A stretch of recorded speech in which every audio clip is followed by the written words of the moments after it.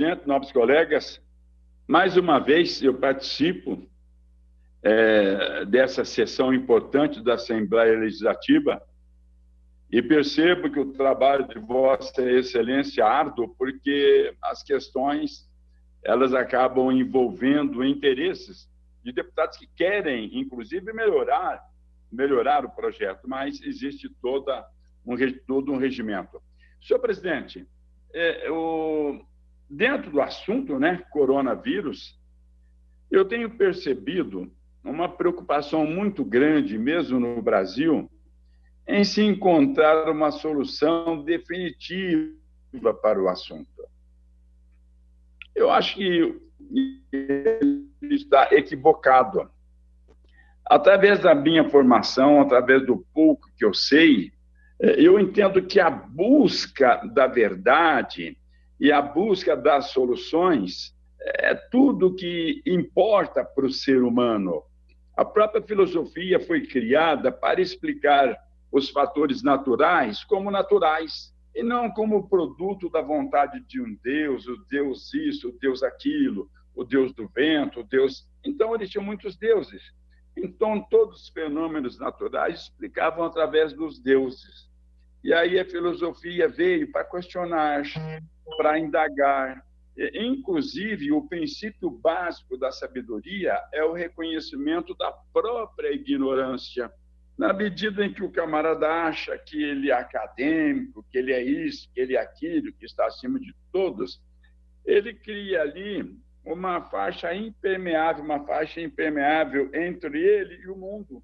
Eu já falei que o René Descartes falou que preferiu ler o livro do mundo do que o livro das escolas, que tinham os doutores, que queriam explicar tudo. Ele quis ler o livro do mundo. E, com certeza, ele foi muito mais importante para a filosofia, para tudo, do que aqueles doutores que se fechavam dentro de uma sala, e achavam que sabiam tudo. Então, eu tenho percebido a busca de soluções. Vamos descobrir aí um antídoto que acabe com... Não. Esse vírus, hoje, é impossível a gente eliminar esse vírus. Hoje é impossível. Quer dizer, poderá ser possível dentro de uns tempos, mas hoje é impossível, a não ser com a vacina. Mas quanto tempo vai demorar a vacina para ficar pronta? Muito tempo. São muitos testes. Eu faço uma operação inversa. Se um agrônomo ele pega uma área de terra para plantar árvores ali, não seja qual for a árvore, frutífera ou não, é uma de 10 em 10 metros. Num setor ali da terra, e 5% da terra, as aves crescem fortes, quer dizer, germinam, e no restante, não. No restante, não. Em 10%, elas vão mais ou menos, mas depois morrem. E em 85% da terra, elas não vão para lugar nenhum. Umas nem dão sintoma de que poderiam nascer, outras também sintomas fracos. Assim é o comportamento do vírus. Mas o agrônomo, ele pede a amostra da terra daqui, dali, pega a amostra e ele vai analisar. Análise vem de análises do grego, que significa dividir em partes, para a pessoa poder entender as coisas. E hoje existem equipamentos eletrônicos maravilhosos, microscópios que não existiam décadas atrás, hoje eles existem. Quer dizer, hoje você tem condições de localizar um vírus minúsculo como o corona, tem condições, e até perceber como ele atua. Mas eu não estou notando, não estou sentindo a vontade de se analisar a fertilidade da terra, ou seja, transformando esse nome para o interior do organismo humano, para o sangue. Não existe. Essa vontade não existe. Alguém pode falar que existe, aí subir em cima de um livro, de um montão de livro, e falar um montão de bobagem também. Porque nós todos falamos de bobagens. Eu também falo. Só que a minha bobagem atual é da pesquisa, é da busca. Inclusive, nós tivemos os filósofos, os céticos. Cético dá a impressão aquele que não acredita em nada, não. O ceticismo é a busca de uma resposta, é a busca da verdade. É a dúvida, sim, é a dúvida, mas para buscar a verdade. Inclusive, tem até aquela frase: penso, logo existo. As pessoas até dão uma conotação diferente. Não, ali é uma verdade que foi encontrada. Se eu penso, é porque eu existo. Quem não existe não pensa. Você entendeu? É uma verdade. Porque dentro da filosofia existem correntes que acham que não existem verdades absolutas, né? E eu também acho que não existem verdades absolutas. Mas aí, uma família, uma festinha, 28 pessoas, uma pessoa contaminada sem sintomas, ou seja, assintomática. Ela contaminou 13 pessoas. Das 28, ela contaminou 13. Das 13, ali estavam presentes, entre as 13, 3 irmãos. Os 3 irmãos foram contaminados de forma grave. E aí, os 3 morreram. Foram internados em hospitais diferentes. Um num hospital num dia, outro no outro. E morreram também em dias subsequentes. Um morreu num dia, o outro no outro e no outro. As outras 10 pessoas contaminadas não tiveram problema algum. Mas por que os 3 irmãos tiveram problema? Será que o vírus leu na identidade o nome dele? Não. É que o vírus encontrou dentro dele a fertilidade necessária para ele se reproduzir. E ele se reproduz, entra um na célula e saem milhares.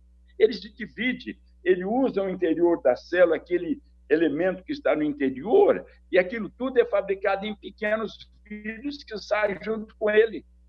Mas foi feito um estudo profundo para se ver a semelhança entre os 3 irmãos, entre outros e outros. Eu tenho muitos casos, eu não vou citar para não ser cansativo. Muitos casos coincidentes. E aí? E aquele que não tem sintoma? Hoje nós temos aí uma mentira. Em Ribeirão Preto, fala que tem 600, 700 pessoas que já foram contaminadas. Um estudo da USP fala que foram mais de 8.000 pessoas. Então, preste atenção, você que está me vendo e ouvindo, porque você pode ser também um fator de informação para outras pessoas. Por que nós tivemos 8.000 pessoas, ou 7, ou 6, e aparecem poucas pessoas? Porque esse grande número de pessoas que apresentam ali no sangue o resíduo, né, da defesa contra o vírus, e essas pessoas não apresentaram sintomas. Então, a pessoa que não apresenta sintomas não é apenas 30%, não. Existem estudos que falam que 30% não apresentam sintomas, 55% apresentam sintomas fracos, 10% apresentam um sintoma que depois logo desaparece, com o tratamento desaparece, e 5% apenas têm gravidade.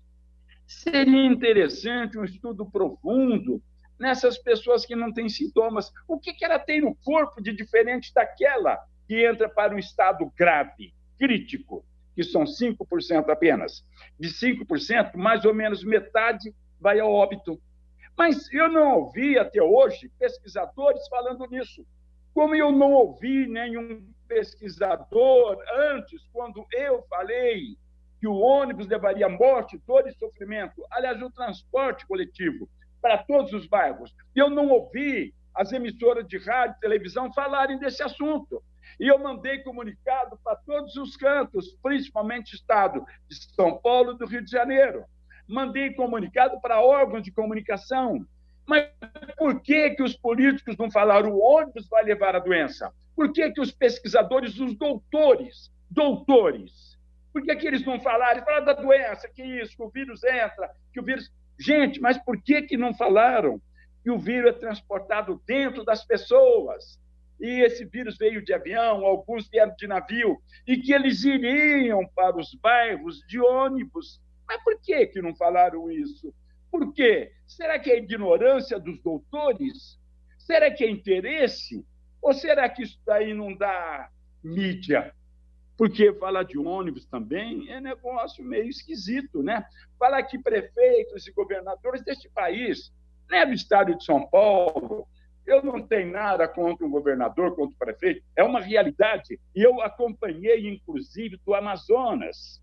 Eu mantive contato, esse assessor meu manteve, falou que não era ônibus, não, que os barcos também carregavam as pessoas e que isso representaria uma contaminação fantástica. E aconteceu. Eu falei antes, muito antes, mas os doutores da ciência, não. Isso não tem... Para com isso, gente. Nós temos que analisar todos os fatores. E eu percebo que agora que estão acordando, máscara, por quê que eles deixaram a dor, o sofrimento, e principalmente para os lares pobres? Como é que um camarada vai se isolar na casa, onde eles dormem em 5, 6 no mesmo cômodo? Vai se isolar como? Dentro de uma bolha? E dinheiro? E a vida deles? Alguém tem que ir para a rua. Aí as pessoas falam, não, mas nem todo mundo que foi contaminado foi pelo ônibus. O ônibus leva as pessoas, muita gente se contaminou. E, olha, não foram apenas 30%, não. Isso, e eu tenho certeza de que foi muito mais. A pessoa assintomática, a doença não tem sintomas. E aí foi contaminando. Aquele que levou o ônibus, que pegou e levou, ele levou para outras pessoas, que não tem nada a ver com ônibus, com trem, com metrô, mas eles receberam o vírus. Receberam o vírus. Em São Paulo, o transporte coletivo carregava por dia 15 milhões, 14 milhões de pessoas. Hoje leva menos, mas são milhões de pessoas. Existe um estudo sério que fala que o ambiente mais perigoso para a contaminação é o ambiente hospitalar onde esses doentes são recebidos. Em segundo lugar, esse estudo não é de ontem, não. Em segundo lugar, o ambiente mais próprio para contaminar as pessoas é o ônibus. É o transporte coletivo, repito, principalmente o ônibus. Mas o que eles fizeram? Para o metrô, para o trem, o que fizeram? Não fizeram nada.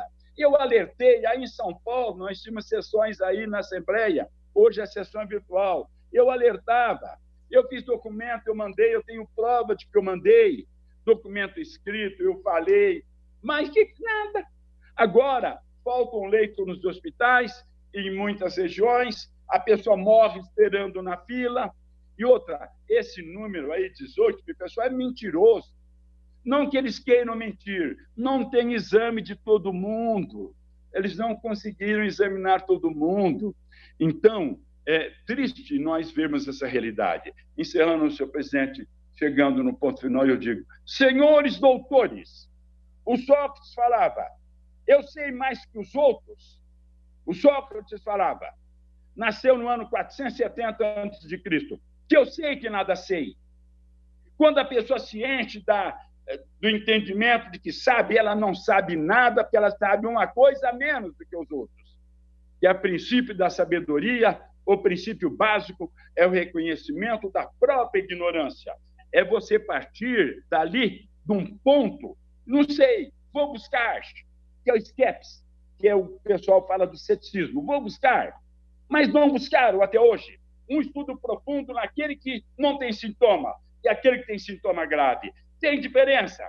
Existem microscópios poderosíssimos, se forem utilizados, e se a inteligência desses doutores, se a inteligência deles for utilizada, eu tenho certeza que nós teremos muitos alcances, muitas vitórias.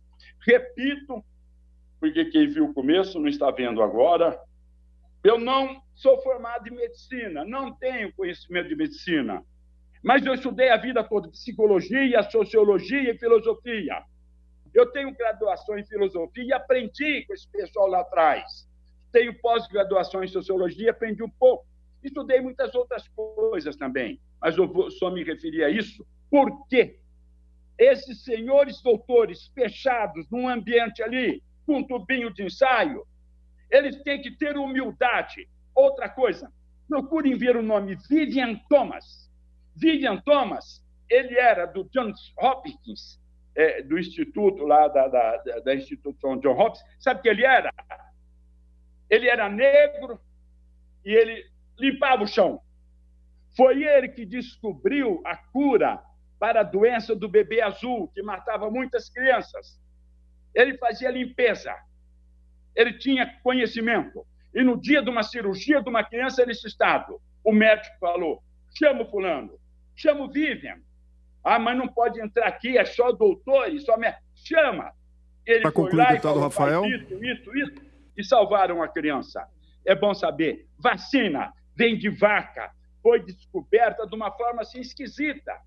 Vem de vaca, vacina. Para concluir, deputado Rafael. Procurem saber. A pólvora, quando foi criada... Deputado Rafael Silva, o tempo de Vossa Excelência esgotou, deputado Rafael. Não estou encerrando, senhor presidente. Estou encerrando. Foi criada 2.000 anos atrás na China por um acaso. Eles queriam descobrir uma coisa sem querer descobrir outra. Então, senhor presidente, eu quero pedir aos doutores, né, segundo René Descartes falou, tenham humildade e busquem a verdade de uma forma correta. Deputado Rafael Silva, já passou 40 segundos do tempo de Vossa Excelência, deputado Rafael. Pensem.